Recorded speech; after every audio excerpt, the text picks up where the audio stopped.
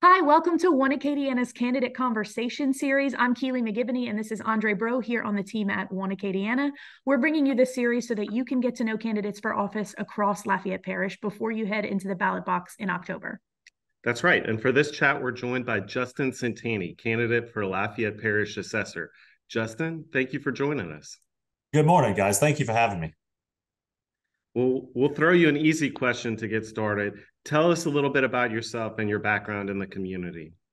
Oh, sure. So I'm 46 years old, just turned 46 a couple Saturdays ago. I grew up in Thibodaux, Louisiana, came to Lafayette to go to USL when I was 18. And like so many other men in Lafayette Parish, I met a girl while I was at USL, and here I am all these years later. I graduated from Nichols State with a degree in computer information systems and a minor in math. And we've been married. I've been married to Marie DeZormo Centanni for 19 years this October. We have three children, ages 15, 13, 11, who we have put through the French immersion program in the public school system and really have gotten a lot of value out of that French education, not to mention that they can switch to French whenever they don't want me to understand what they're talking about. Uh, Here in Lafayette, I'm a member of the Knights of Columbus at St. John's Cathedral downtown Lafayette. I'm a member of the Beaver Club. I was in 20 under 40 back in 2015 when I was still under 40. And professionally, I have for 2 decades spent with financial institutions managing financial data systems in their IT departments. Additionally, I'm finishing my second term on the Lafayette Parish School Board, where I'm proud to say that in those 9 years, we have uh, done a lot of budget reforms and a lot of fiscal responsible actions that have led to the construction of 6 new schools, 12 wing additions at other campuses around Lafayette Parish, all of which came about without any new taxes. So looking forward to our conversation this morning about Lafayette Parish Assessor and the role that it plays in our community. Well, great. Thank you. We love learning more. And to your point about learning about the Lafayette Parish Assessor, let's start with what inspired you to run for assessor. So, like most families in Lafayette Parish, the home that my wife and I purchased 12 years ago is very likely to be the largest investment that we're ever going to make, and the role that property will play in our lifetime and our family's financial well-being is tremendous. And it's going to be the home where my children, when they have their own children and they have their own families, they tell them stories about the memories that they made in this home. And the thing that my wife and I would constantly think about is, how do we know this is a good investment for our family? How do we know this is a good investment financially? And the answer is basically that government services that are provided to your property, and it doesn't matter what city or unincorporated part of the parish you live in, the services provided to your property generate a tremendous amount of the value that your property has. And it's such that, your property is more valuable if there's a police department that services your property, if there's a fire department, if you have a fire at your house, if there are good schools for you to send your children to, if your property has proper drainage, if there are good roads leading to the property.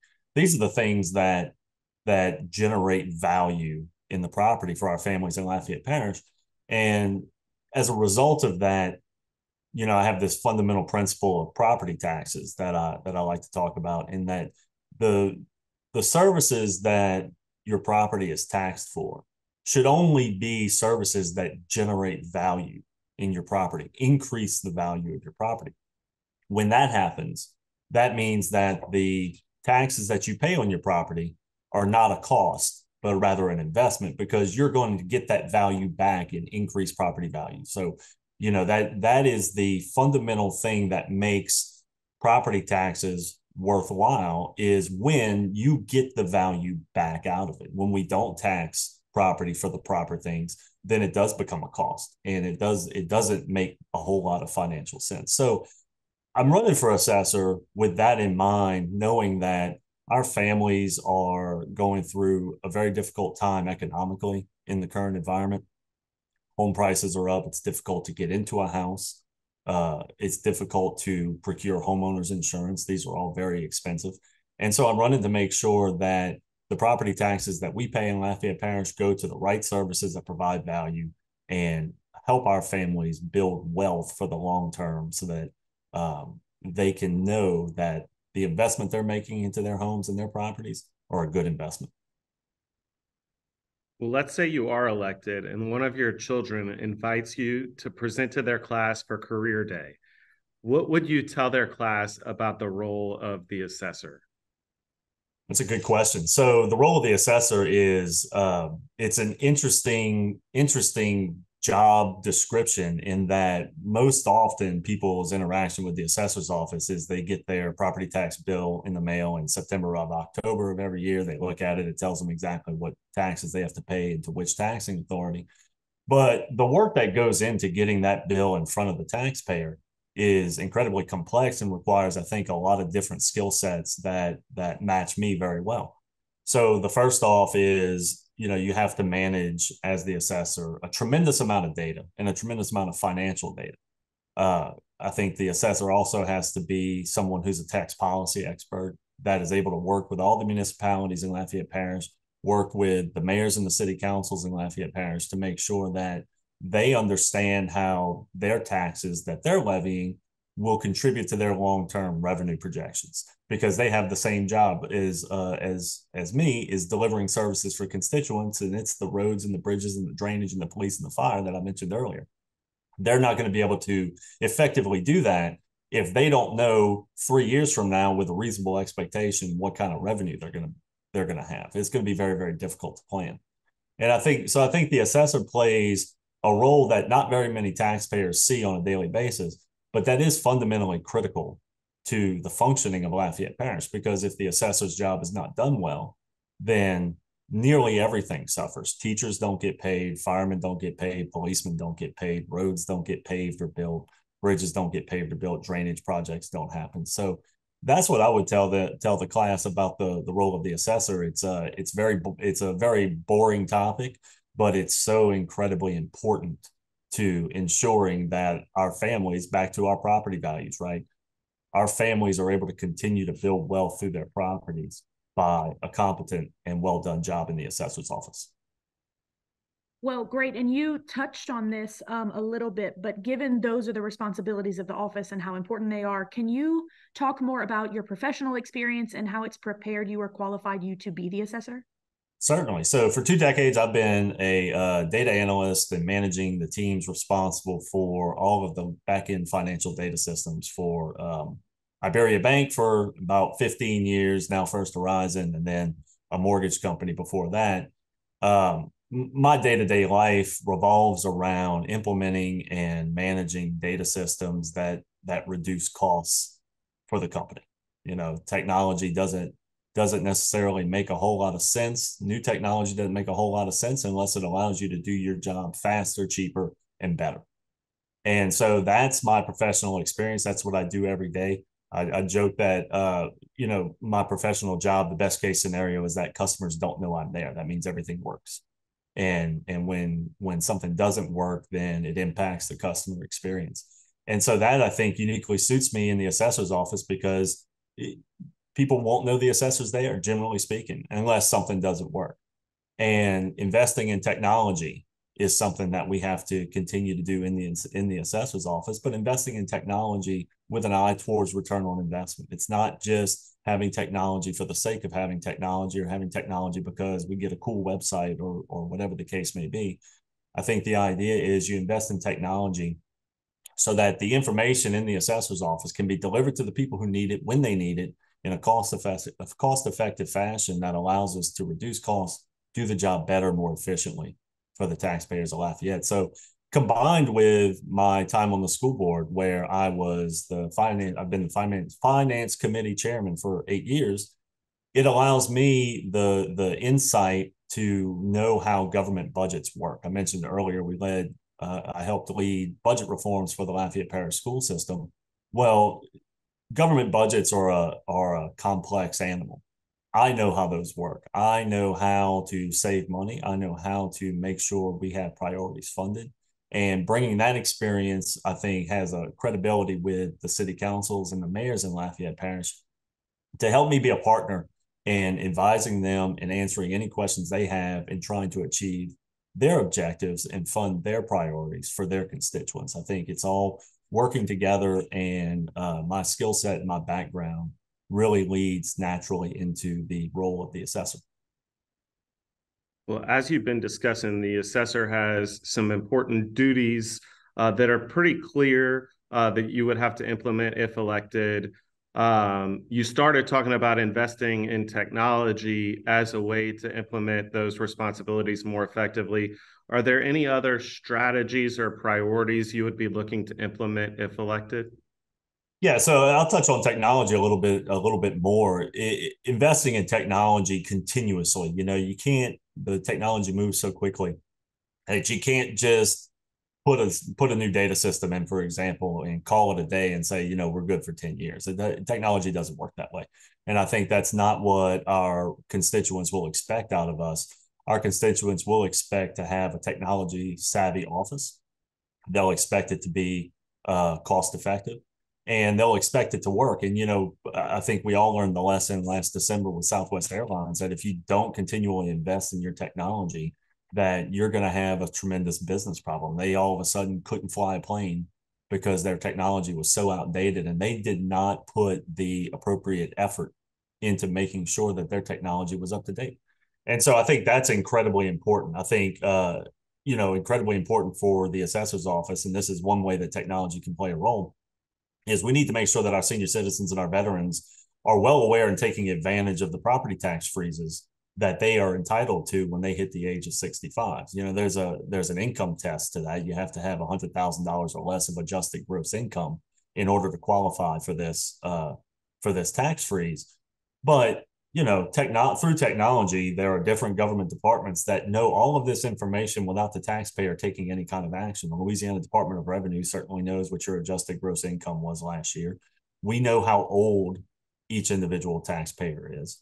And so when those are the two conditions for taking advantage of this property tax freeze, there needs to be a way for this to be automatic instead of opt-in. And right now, what has to happen is our taxpayers have to come to the assessor's office and file paperwork on an annual basis, certifying that they're still eligible. Well, they're already filing paperwork that certifies that they're eligible. We just need to go ahead and have the technology and the communication necessary to go ahead and put that in place. I think the other part of it is, I've mentioned municipalities and mayors and city councils. They're going to require an innovative partner that is able to work with them to help them achieve their priorities. And that's what's most important to me. I've sat on the largest tax collecting body in Lafayette Parish for the last 9 years. I understand exactly how public bodies interact with the assessor's office, the services that they require from the assessor's office. And all of these skills go into delivering that and being an innovative partner for these municipalities for when, it's not just tax projections. It's if a municipality wants to annex a neighborhood, they rely on the assessor's office to give them information about parcels of property.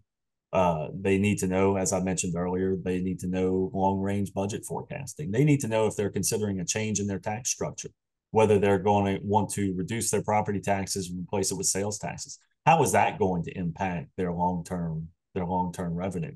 How are property taxes and sales taxes, what do they do to future tax collections? I think the Youngsville Sports Complex is a great example of a sales tax, which is levied to fund all of the capital improvements and maintenance at the Youngsville Sports Complex. But they do it with a sales tax, which is, I think, the right way to do it, because the sports complex brings people into Youngsville. They bring people into Youngsville that spend money in Youngsville. And so it's a natural increase in tax revenue by using the existing revenue to fund the sports complex. They generate more tax revenue. So it feeds on itself. And that's, I think, important, is being able to help municipalities structure their tax burden for their constituents such that they get the most value out of the dollar. At the end of the day, this is all about value for the taxpayer, and making sure that not only do we deliver the services that they require and need and expect, but also deliver them in a cost-effective manner at the lowest possible tax burden. Well, I think you've done a great job outlining your platform and why you're running. We'll give you one more minute to talk directly to the voters. Why should they vote for Justin Centanni for assessor? So I think there are 4 qualities to an effective tax assessor. I think the tax assessor has to be a tax policy expert. And I mentioned that already about working with the municipalities. And he needs to be able to understand exactly how taxes will impact the economic activity in Lafayette Parish. I think the assessor needs to be a technology expert. There's a lot of technology that goes into managing the 40,000 parcels of property in an effective and cost-effective manner. So I think the assessor needs to be a transparency expert too. In my time on the school board, we've implemented LafayetteCheckbook.com, which allows every taxpayer to see where every dollar is being spent by the Lafayette Parish school system every day. And then finally, I think despite the technology and the finance knowledge, I think the assessor does necessarily have to be a humble person and have a humility, because we're not going to get it right every time. And I think a lot of people have the experience of going to the assessor's office and making sure that their assessment is correct, or they have an issue with their assessment, they think it's too high, and trying to convince the assessor that it needs to be adjusted.